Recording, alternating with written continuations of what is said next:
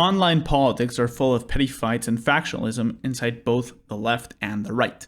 Still, it is only logical that there have been some efforts to stop this squabbling and to establish a united front against one's ideological opponents.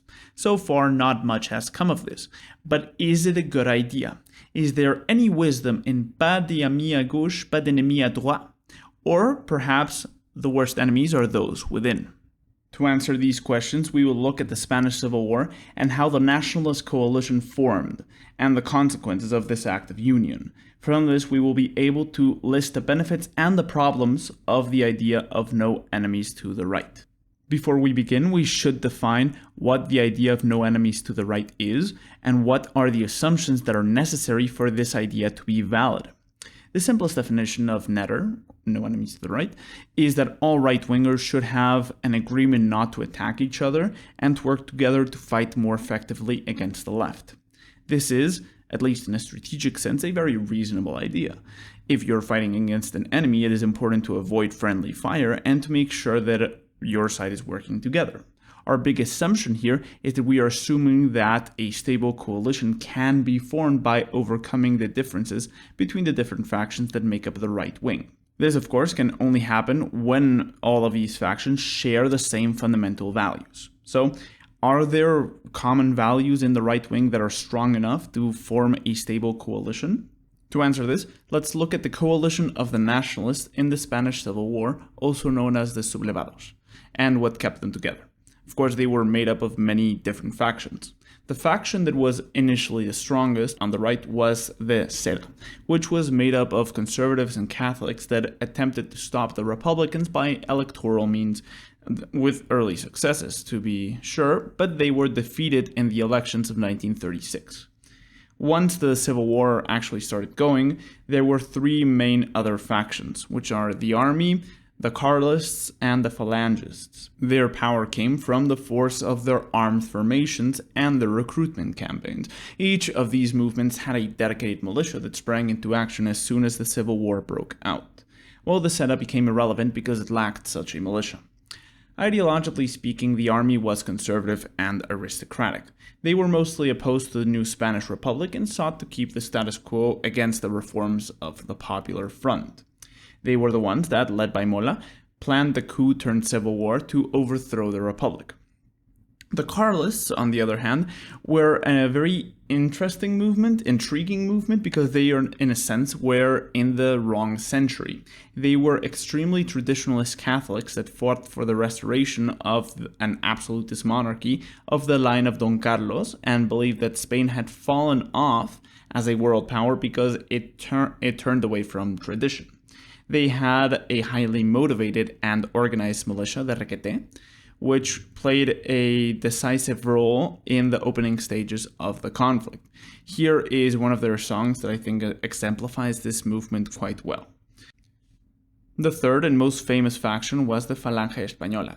They were national syndicalists who were similar to other fascist movements at the time. However, they were explicitly anti-capitalist and favored the creation of a total state that would establish a vertical syndicate that would end the class struggle by having both workers and capitalists in the same organization.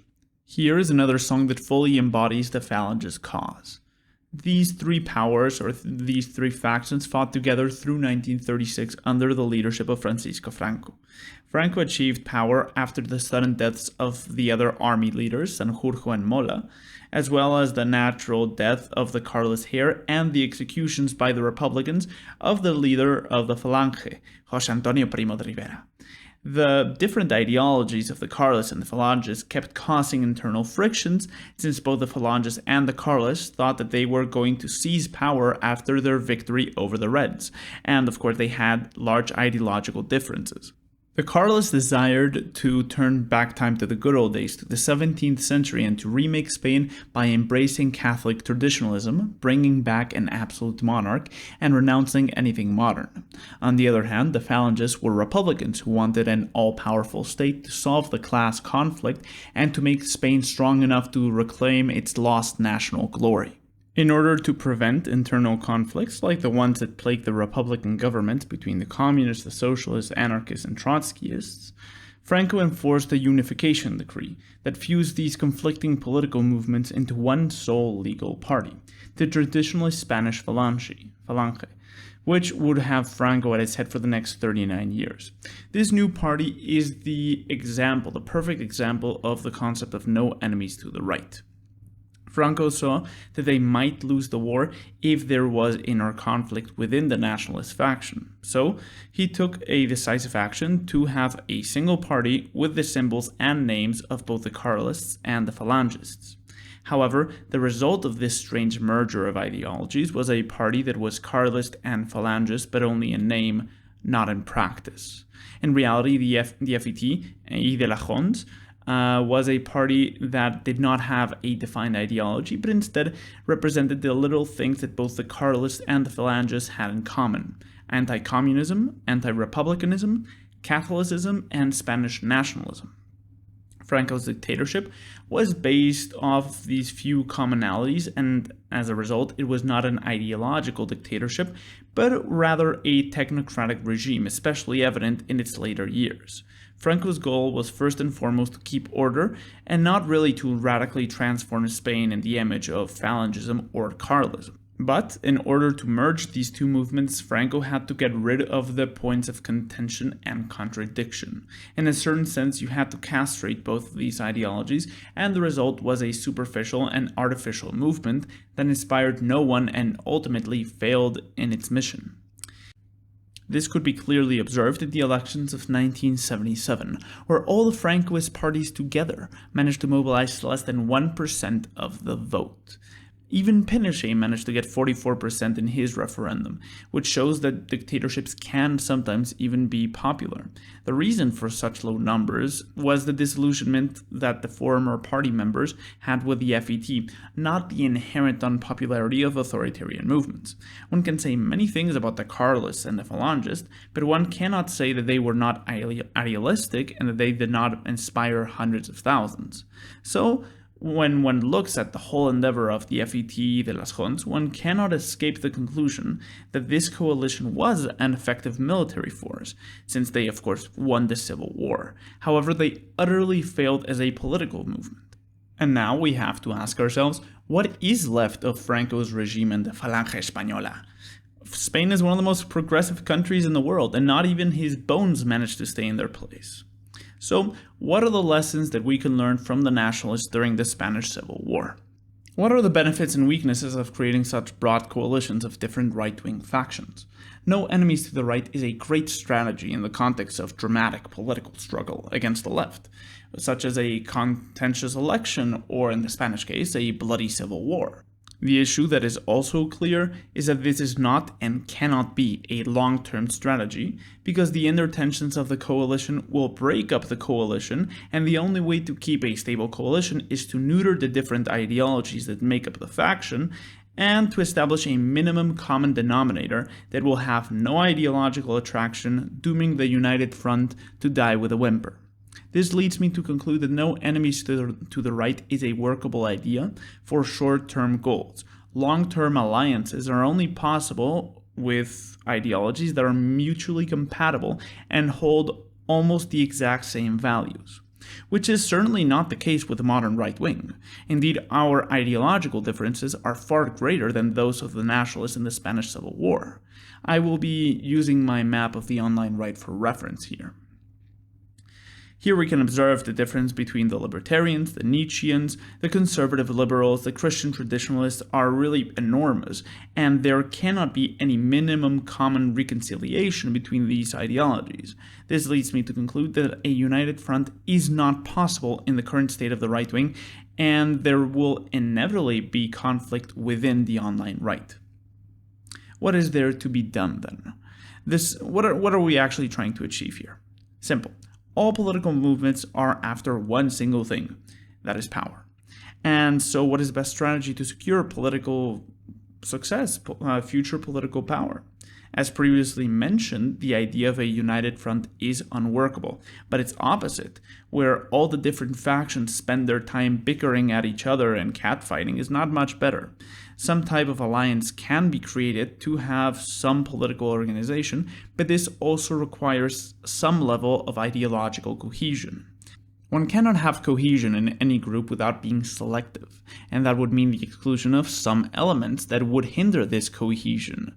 Within the context of the online right wing, the biggest threat to the cohesion of the movement is that large parts of the right wing are absolutely retarded and unhinged. That is the danger behind the idea of no enemies to the right. It makes it impossible to attack the most dangerous enemy of them all, the enemy within. An effective movement must have a party line and rigorous quality control. If you have a restaurant that has both good and bad cooks in the kitchen, you will have a mediocre restaurant. The only way to raise the quality of the restaurant is to fire the bad cooks. The same is true in a political movement. The only way to raise the level of discourse is to exclude the people and factions that lower it. This is a reality that we right-wingers must face. The average leftist is better educated and smarter than the average rightist, and the most retarded political personalities are usually on the right. To quote Twitter user IO, the worst of the right can be described as mentally retarded, and the worst of the left can be described as mentally ill. In practical terms, this means that the quality of a right-wing movement will depend on how well it discriminates against the idiots within the same movement. There is also historical precedent for this. It is undoubtable that the most successful revolutionary of the 20th century was Lenin. He achieved an incredible political victory in the Russian Revolution. Interestingly, the majority of his books and pamphlets were critiques against fellow leftists within the socialist movement. The result of these attacks within the movement was that he created a small but extremely efficient party that would outmaneuver and defeat all the opposing political forces within the Russian Empire. If the online right wants to become an effective movement, it is also essential to recognize that it is far more important to attack the enemies within, the idiots and the schizos, than the political opponents on the other side of the aisle. The necessity of criticism within the right wing, however, does not mean that it is correct to help the left wing when it attacks and attempts to cancel other figures on the right wing with whom you disagree. This is a terrible tactical mistake because it makes the left more powerful, and you should not forget that in their eyes, we are all their enemies. If we give the left the power to cancel someone we dislike, we also open the door to our own future downfall. This takes us to the other side of the coin. What should be our stance towards the left? Are there any friends to the left? I believe that having a certain degree of hostility against one's ideological opponents is important, since this prevents ideological contamination. But at the same time, we also have much more to win with interacting with the left, since they hold all of the institutional power while we hold none. If both sides were to shut themselves up and discourse would cease completely, then they would still hold all the cards, and we have nothing to lose when interacting with them, and not much to win, but it's something.